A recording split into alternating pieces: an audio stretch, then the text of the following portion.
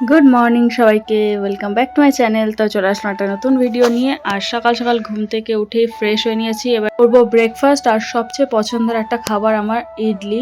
ইডলি মানে আমার ভীষণ ভীষণ পছন্দের, সকালবেলা খেতে ভালোই লাগে। আর তোমাদের ইডলি পছন্দের কিনা অবশ্যই কমেন্ট করে জানাবে আমাকে।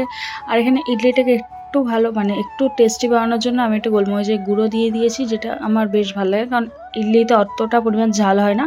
তো এটাতে ঝাল আসে না, বাট একটু ঝাঁঝ আসে, তো ভালো লাগে আমার খেতে।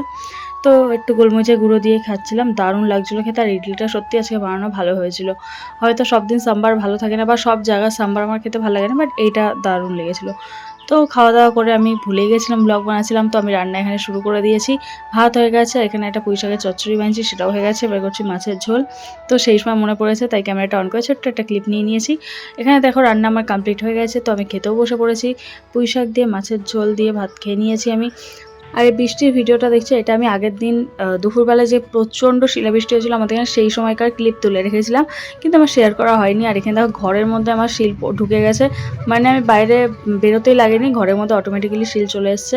এ দেখো বিছানার উপর শিলে পুরো ভরে গেছে, জানলাটা খোলা ছিল, বিছানার উপর ভরে গেছে। তো আজকের মতো এখানেই টাটা। বৃষ্টি তো আমি ভীষণ এনজয় করেছি। দেখা হচ্ছে নেক্সট ভিডিওতে, বাই বাই।